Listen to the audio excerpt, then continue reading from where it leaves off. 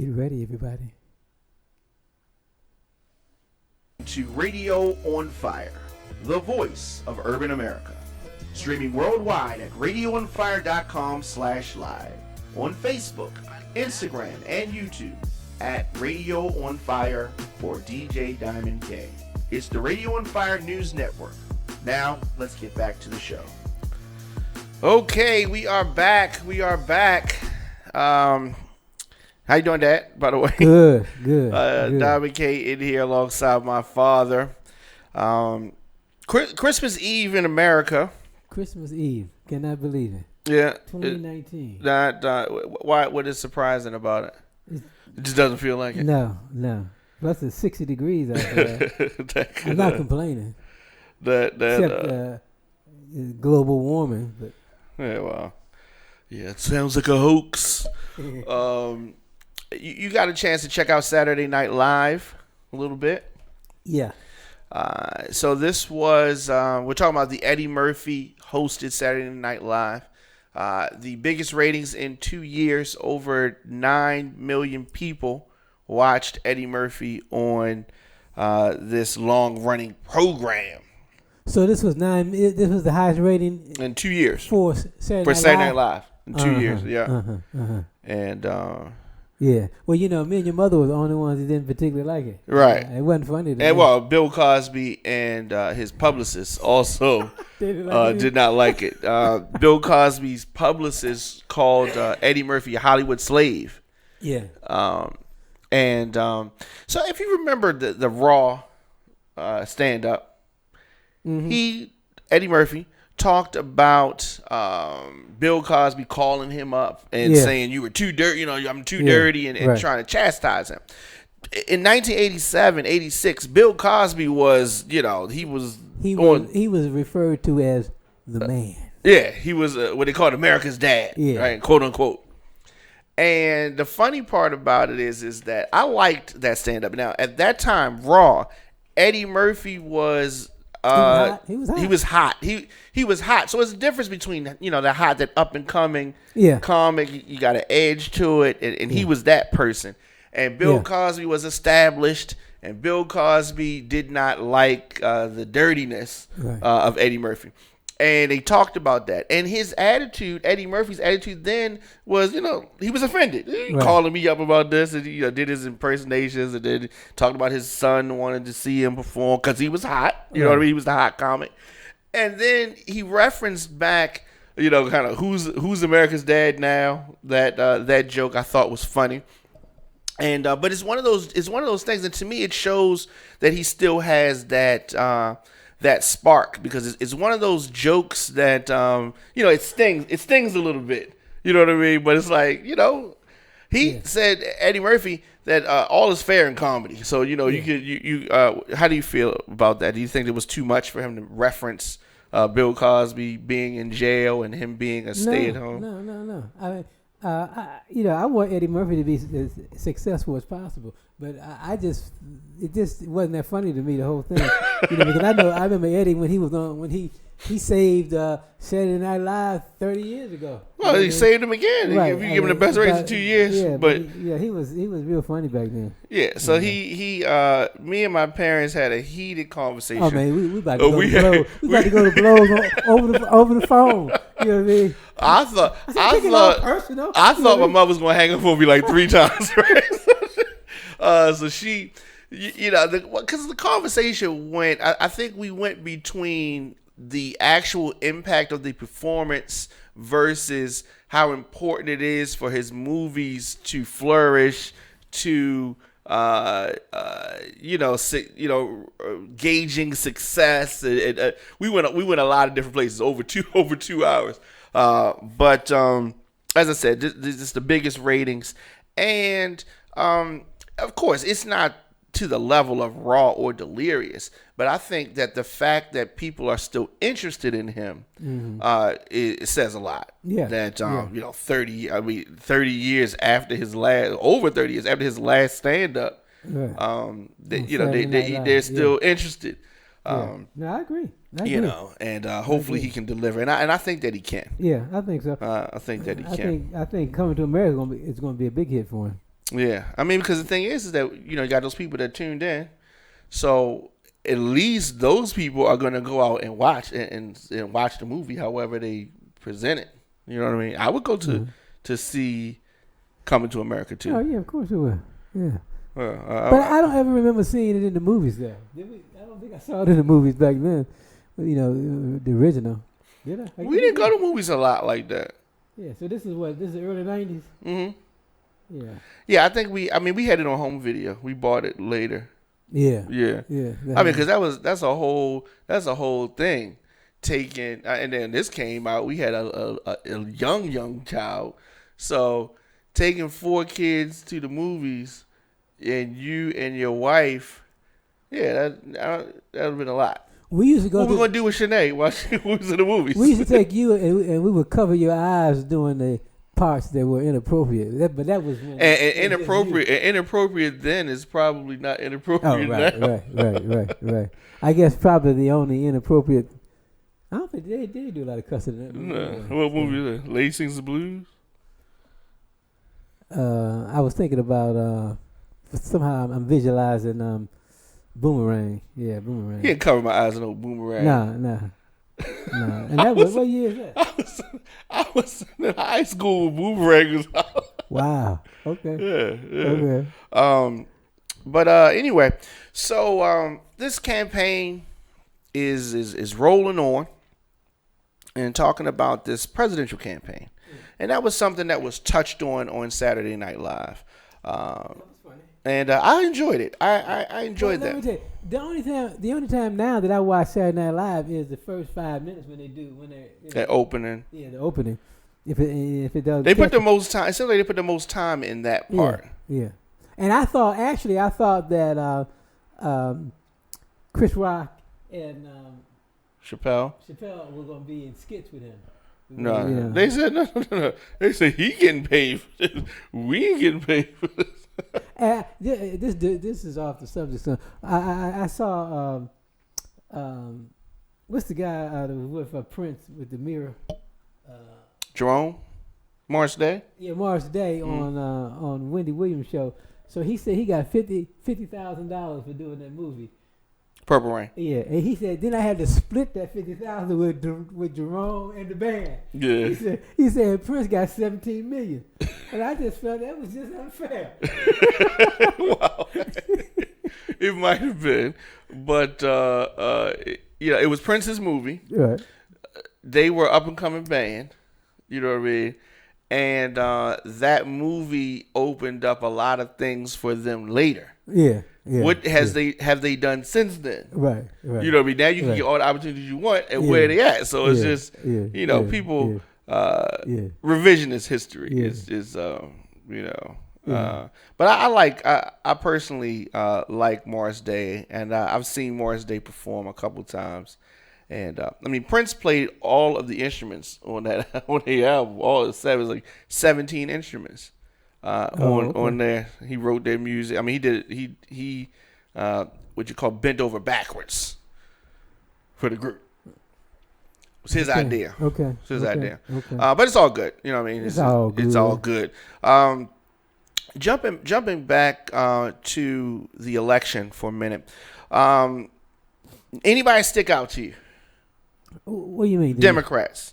We had another debate. Does anybody, you're like, okay, now it's going to be, the rise of Amy Klobuchar or I can't see any of them beating him still. I really can't. Mm-hmm. I don't know who's going to, I'm nervous about him getting a second term. Mm-hmm. So yeah. I still don't feel it yet. So, today, this really coming to light, former New York Mayor Michael Bloomberg, right? It appears that he's been using prison labor to do their phone calls, right? Is that crazy? The prisoners might not mind. We get to get on the phone. Yeah. Get to get out the cage for a while. Yeah, one call for Bloomberg, one call for me. No, I didn't know that though. Yeah. So he's saying today that he's ending this relationship with this call center company that used the prison labor to make the calls, and so I know they gave him a good deal. Company's called Procom. Procom. You just change one letter. Not Procon. And you got Procon. Okay. Yeah. So 2 of the company's call centers are operated out of state prisons in Oklahoma. Okay. And so Bloomberg campaign spokesman said, "We didn't know about this, and we never would have allowed it had we known. We don't believe in this practice, and we've now ended our relationship with the subcontractor in question." And some of those people making the phone calls, and some of the ones he probably got arrested for stop and frisk. The irony, the irony there. And so, have you been seeing the Bloomberg commercials? Yeah, I have. Yeah, I have been seeing them online. I've been seeing them on TV. Do you think? I mean, you know who Michael Bloomberg is. Mm-hmm. Do you think that it's going to be effective? Is it influencing anybody? No, I don't think so. He's just another commercial. I mean, because it's gonna be hard to deal with Trump because he don't even have to put no commercials on. His whole conversation is a commercial.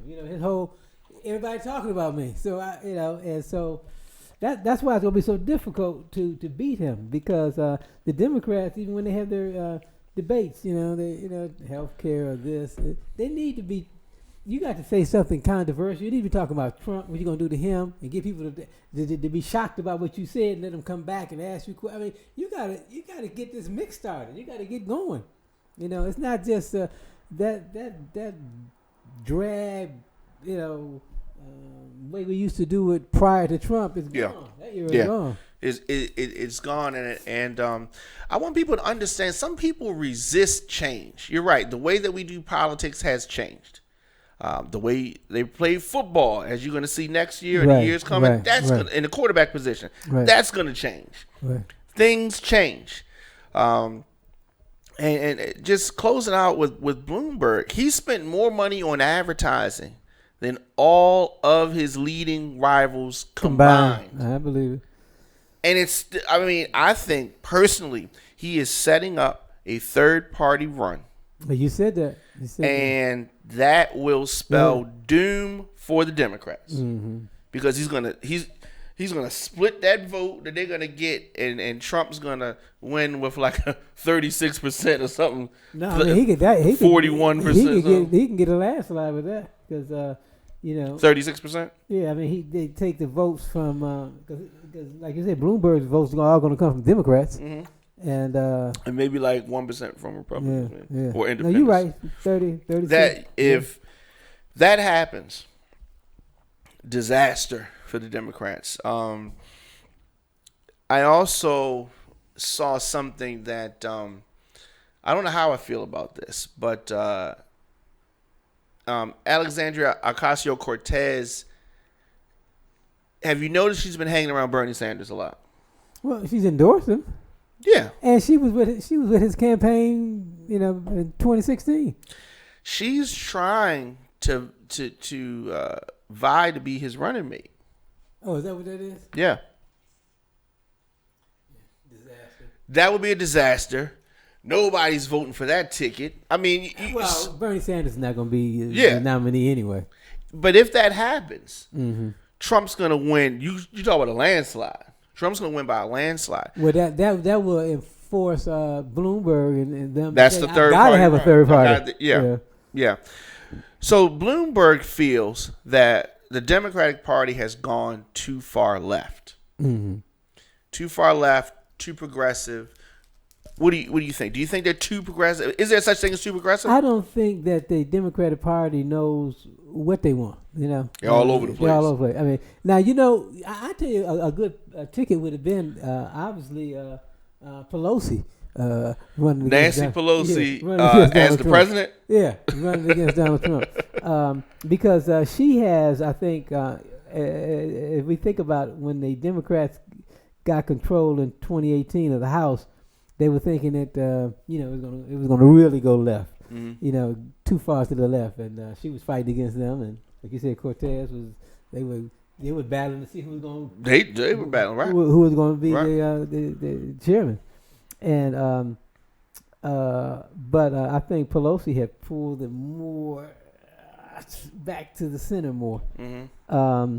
But I don't think when you look at the debates, they're all over the place. Nobody knows where they're coming from, and that's another problem. They got to get a definite lane that they're in, because Trump definitely got his lane. Okay, he definitely got his lane. Yeah, and so going back to my point on change and accepting change, sometimes people need to understand that platforms, party focus changes based on the strength of the leadership of the party. Right. Trump is changing the focus and the platform of the Republican Party. He is. They used to be really, when they were talking about the Affordable Care Act, it's going to bankrupt, there's going to be so much money. You remember the Tea Party, 10 years ago, the Tea Party talking about they bankrupt this, they're spending too much money on that. Now, we're spending so much money over what we were then, and forget inflation. It's way past the point of inflation, and they're not even worried about that.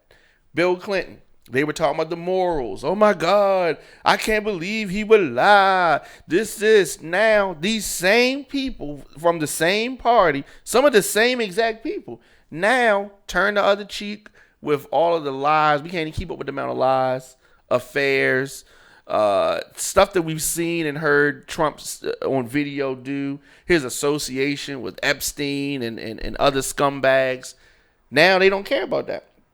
The Republican Party, its face has changed, and their values have changed. Now, the reason why I bring that up is because sometimes when I talk to black Republicans, they'll go back in the days and they'll say, yeah, the Republican Party started as this, and the Democratic Party was that. You know what I mean? But things change, and we are living and witnessing a actual change take place during our lifetime. Right, and metamorphosis. Yes, in front of our eyes. Right. Which rarely happens. Right. We go back and we look at this at history. The Democratic and the Republican Party used to be together. It used to be called the Democratic Republican Party, one party. You had factions within the party, like you have Ocasio-Cortez and Pelosi that are on opposite ends, and then some of the younger ones was like, man, forget this. The Southern ones, forget this. We going over here.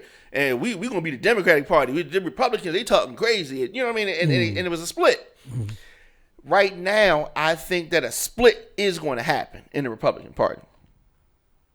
But I think that the Democrats are going to have a split as well. But you talk about a split in the Republican Party. Or changing the platform. Yeah, this man's got 90% approval rating amongst Republicans. They and that's fine as long as he's alive, right? But when he leaves the scene, however it is, when he leaves the scene, there's going to be a vacuum there. Somebody's going to try to step up, imitation, that kind of stuff. Well, the thing about him too is that barring death, even if he gets out of the presidency, he's going to be like Putin. He's going to be still a factor in the scene. Manipulate whoever gets in there. Absolutely. They're going Absolutely. To do what he says, just like Putin. Yes, and I agree. People can't see that his allegiance and he is in love with that power. And when they keep talking about what does Putin have on him, this girl, he obviously if him saying he gonna grab people by the genital and he gonna do this, he had all kinds of affairs. That don't mean nothing to him. You know what I mean? Putin has over him is that he likes Putin's power, and as I said 2 years ago, Putin told him, "I'm gonna do something for you that nobody else can do. I'm gonna give you the presidency of the United States," and he gave it to him, and that's where the allegiance comes in. That's why he gave it to him. And so if hypothetically, if Kim Jong-un was able to put him in position, you're saying then his loyalty would be to Kim Jong-un. If he put him in that office, yeah, that's what I'm saying. Yeah. But he still speaking of him, he done punked that's why I brought him up. Trump himself. Trump is a chump, like I've always called President Trump. He's a chump. And why do you say that Kim Jong-un has punked him? Because we used to have naval exercises with South Korea. Mm-hmm. You know, Kim says that's threatening. Stop that. We've been loyal with South Korea for 60 years, and he had to put a little wedge between that relationship just by saying, "I think I kind of like you, Mr. President." And the president said today that he got a letter from him. He's my friend. And they said, but he's having naval. He's better. They have nuclear weapons going. What do you? He hasn't stopped doing anything that he said he was going to do. He hasn't stopped anything. And Trump said, "Oh, it's okay. It's all right. It's okay." And you know what? The worst thing that has happened with him being president, aside from the prestige of the presidency carried around the world, it's been diminished tremendously. There's nobody to fill that vacuum but Russia and China. Yeah. Russia and China. I remember when, like you alluded to, you were correct about all the things. I mean, the deficit. He'd added, I think, $3 trillion to the deficit. So $1 trillion a year. In 3 years, $1 trillion a year. That's more than Obama did for the 8 years. They want to talk about that. Right. That's not important. What's important is that we got judges. And I said the economy's good. Yeah. But you're basing that on what? The economy was going good when Obama was in. And I've heard Republicans say that Trump took us out of the recession. Yeah, I've heard that one. Yeah, I heard someone say it over the weekend. Yeah.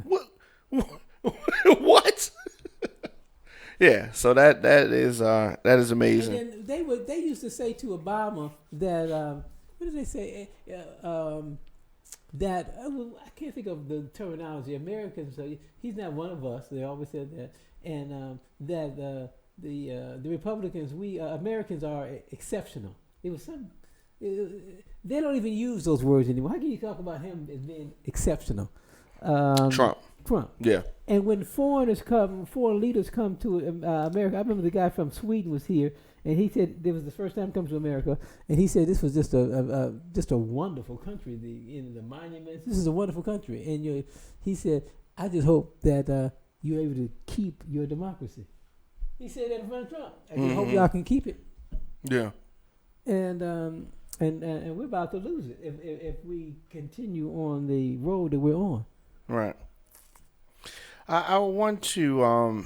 We were talking off air about Dr. Claude Anderson, and there's one thing that him and Boyce Watkins consistently say about President Obama that I wanted your opinion on.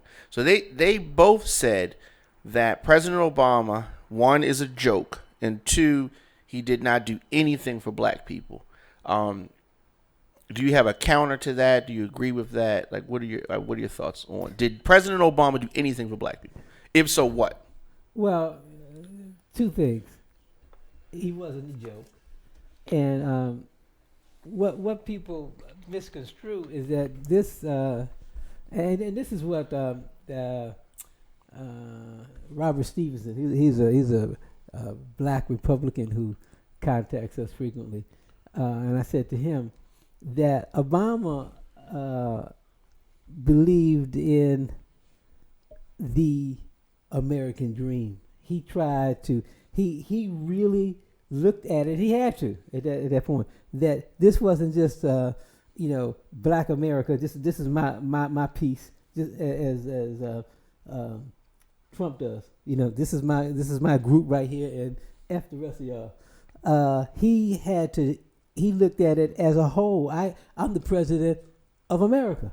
You said of all America, right? All America. Right. And so, yeah, you know. Were you offended by that? No, because he didn't have a choice. He couldn't even get health care through for everybody. I mean, how's he gonna say, I'm just giving this, I'm doing this for my 20% of black people? You know, it was gonna be very difficult, especially being the first black president. You know what I mean? And but above all of that, we have to set a precedence to reserve this country. You know, to preserve democracy. Where the president now, you see that's not their goal. It's to destroy this economy, to destroy the Constitution. Because if we are not together, we're not going to be America. It's going to collapse. We're going to have a civil war. So he had to do things in a way that was inclusive to everybody. Yes, I helped the gays. Yes, I did this for black. Yes, I did white. He was trying to do what he felt that he had to do for America. I'm the president of America, you know. And so this guy, because you know how the pendulum swings, and this guy who came in now is the complete opposite of everything Obama could be. And the next person that gets in, if the pendulum still is going the way it should go, without the corruption getting involved, it will swing the other way. But the only way that Trump will get in is the way he got in the last time, is by creating scandal and controversy. I don't want to prolong things, but this is how he works.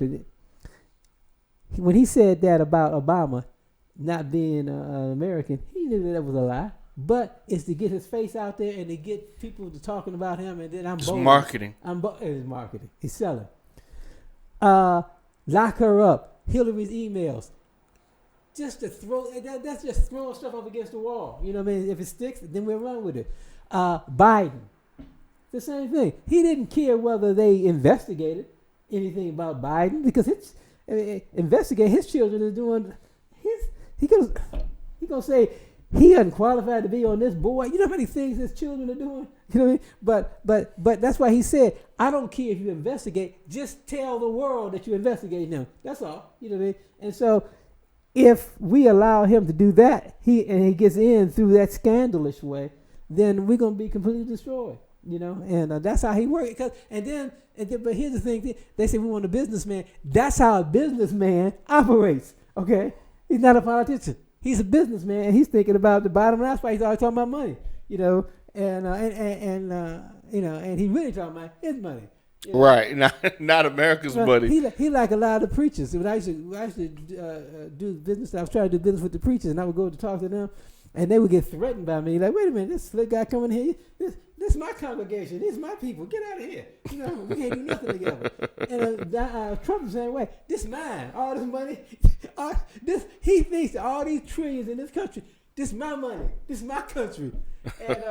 And that's how he looks at it. And if we allow it, we're gonna be in deep trouble. I'm not, because I'm old. Yeah. I'm gonna be 71 next year. Please. Hey, I've seen it all. Thank you, Dad. We'll be back next week, of course. Listen to the Father and Son News Show here on Radio on Fire. Can I say something real quick? Absolutely. Did you hear? You know we got the best football team in the country. Absolutely. The Ravens. That is true. Do you know what Lamar Jackson did today? He bought his front line. All the guys that protected him, he bought them all Rolex watches. Oh. Not just a watch, Rolexes. The whole front line. The whole front line. As he should. he said, thank you very much. Thank you. Yeah. That says it all. Smart guy. Smart guy.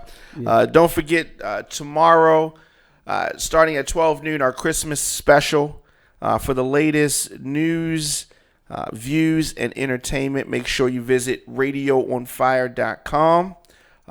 And as I said, we'll be back next week, Dad. Merry Christmas to everybody. Yes, absolutely.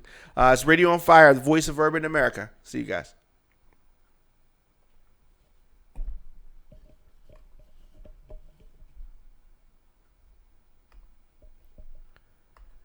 You're listening to Radio on Fire, the voice of urban America. Streaming worldwide at radioonfire.com/live. On Facebook, Instagram, and YouTube at Radio on Fire or DJ Diamond K. It's the Radio on Fire News Network. Now, let's get back to the show.